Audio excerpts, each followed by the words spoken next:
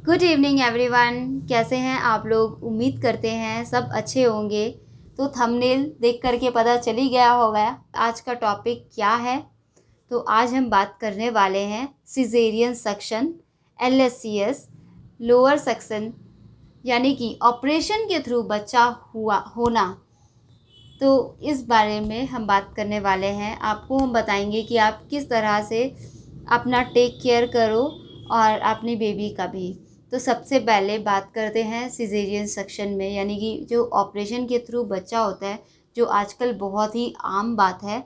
तो सबसे पहले हम बात करते हैं NPO की। तो अगर सेक्शन हो रहा है या अगर आपका पहला बेबी सिजेरियन सेक्शन यानी कि पेट काट करके हुआ है, यानी कि सी सेक्शन के थ्रू हुआ है, तो देर इज़ पूरा 100% गारंटी, पूरा 100% है कि आपका सेकेंड बेबी भी वो लोग सेकेंड सिजेरियन सेक्शन से ही होना है। ठीक है, नॉर्मल वजाइनल डिलीवरी पॉसिबल नहीं होता है सिजेरियन सेक्शन के बाद।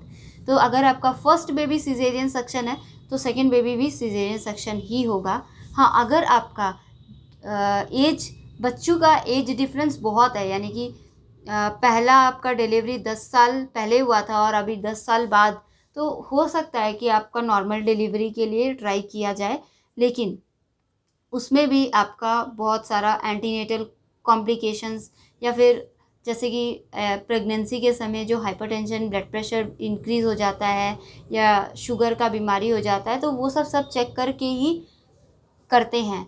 तो उसके बाद हम बात करते हैं डाइट की।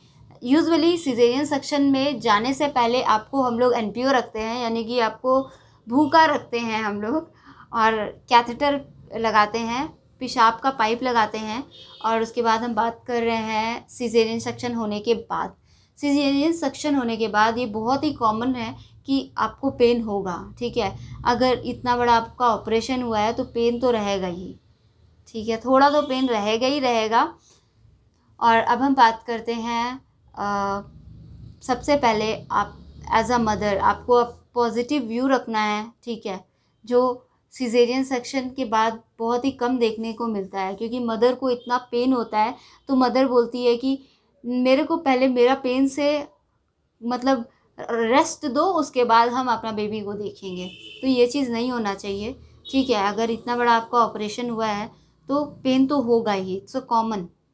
अगर हम लोग को छोटा सा खरोच आ जाने से हम लोग का शरीर का पूरा ध्यान वहाँ चला जाता है, तो ये तो डाइट में आप सबसे पहले तो पानी, आपको जब आपका डॉक्टर प्रिस्क्राइब करेगा तो आपने उसके बाद 2 घूंट पानी पीजिए और चेक कीजिए, आप अपने देखिए कि आपको वॉमिटिंग हो रहा है कि नहीं। अगर वॉमिटिंग हो रहा है तो पानी मत पीजिए और सिस्टर को इन्फॉर्म कीजिए कि मेरे को वॉमिटिंग हुआ है।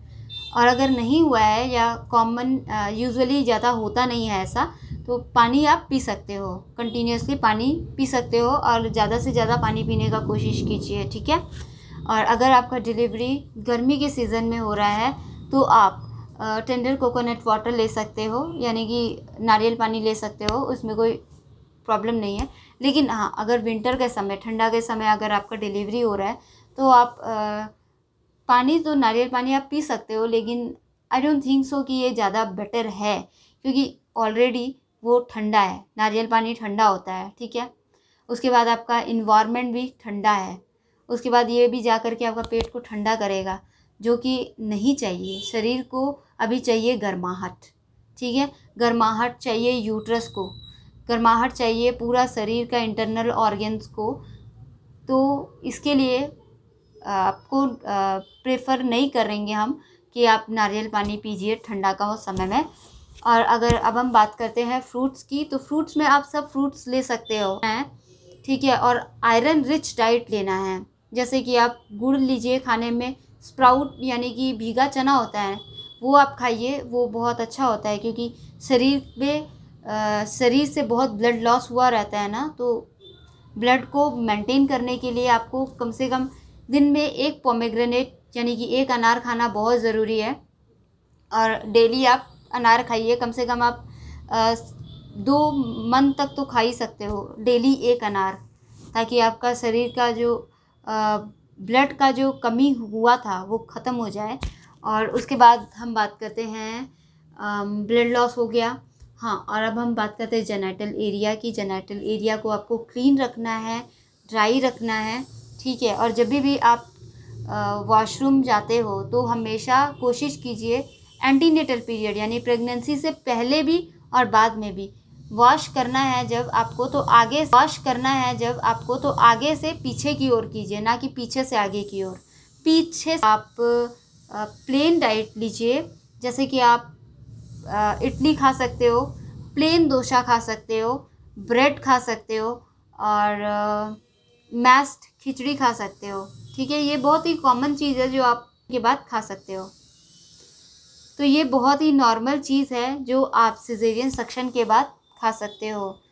अब ये नहीं बाद में खाना है, जब आपका डॉक्टर एडवाइस करेगा तो यही सब आपको एडवाइस करेगा मोस्ट प्रोबेबली।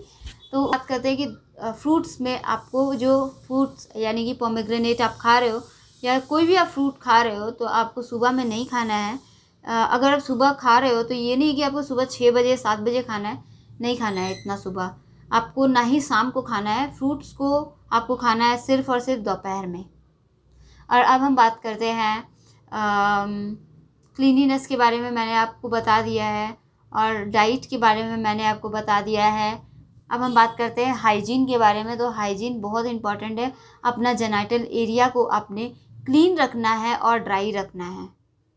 और इम्पॉर्टेंट बात ये है कि जैसे हम लोग चौकड़ी मार के बैठते हैं वैसे नहीं बैठना है, ठीक है। सिजेरियन के बाद पैर को सीधा करके आप बैठिए, वैसे आपको बैठना है, और चौकड़ी बिल्कुल नहीं मारना है। अगर आपको नॉर्मल डिलीवरी हुआ है तो भी सिजेरियन में तो आपका हिम्मत ही नहीं होगा कि आप वो करो, तो ये मत करना। क्योंकि अगर आप नॉर्मल डिलीवरी हुआ है और अगर आप चौकड़ी मार रहे हो तो वो जो स्टिचेस होता है ना, जो इपिस्टमी दिया रहता है, तो वो जो स्टिचेस होता है वहाँ पे कुछ कॉम्प्लिकेशन आने का चांसेस होता है। तो वो चीज़ आप मत करना, पैर को सीधा ही रखना, ठीक है। और रेस्ट कीजिए आराम से कम दिन में 2 घंटा का स्लीप और रात को कम से कम 8 घंटा का स्लीप ज़रूर लीजिए। और बेबी को टाइम टू टाइम फीड कराते रहिए, और बेबी को फीड कराइए अच्छे से, क्योंकि वो, और बेबी को कवर करके रखिए, ठीक है। आजकल बहुत ही तरह का कपड़ा मिलता है जिससे आप बेबी को अच्छे से कवर कर सकते हो। 0 साइज़ के कपड़े मिलते हैं, तो बहुत अच्छा अच्छा कपड़ा मिलता है आजकल बेबी के लिए। तो आप वो कपड़ा बेबी को पहनाइए, ग्लव्स पहनाइए, हाथ में मोजा पहनाइए, पैर में टोपी पहनाइए, और कपड़ा पूरा पहनाइए उसको। बेबी को डायपर में रखिए। बेबी 3 रीज़न से रोता है, स्पेशली न्यू बॉर्न बेबी का अगर हम बात कर रहे हैं। अगर हम न्यू बॉर्न बेबी के बारे में आपको बता रहे हैं, यानी कि अगर आपका सिजेरियन सेक्शन हुआ है और अभी आपका बेबी है, तो बेबी 3 तरीके से न्यूड है तो बेबी को ठंडा लग रहा है, उस वजह से बेबी रोएगा। दूसरा रीज़न है बेबी रोने का कि वो पॉटी किया है, उसके लिए वो रो रहा है। और तीसरा रीज़न ये है कि उसको भूख लगा है, इसके लिए वो रो रहा है। अब बेबी को अच्छे से कवर करके रखिए, बेबी को वार्म रखिए, क्योंकि जो हम लोग का यूट्रस होता है ना, वो भी काफ़ी वार्म होता है ना। शरीर तो अंदर से काफ़ी गर्म होता है, तो वैसा गर्माहट बाहर का इन्वायरमेंट में भी बेबी को चाहिए होता है। बेबी के पास इतना इम्यूनिटी नहीं होता है कि वो हर चीज़ से लड़े, ठीक है। तो इसके लिए आपको ज़रूरी है कि आप ऐसा टेक केयर कीजिए बेबी का। और बात करते हैं अब हम नॉन वेज हो अगर आप, तो आप एग खा सकते हो, चिकन, जो भी आप खाते हो नॉन वेज हो करके, तो आप वो सारा का सारा चीज़ खा सकते हो।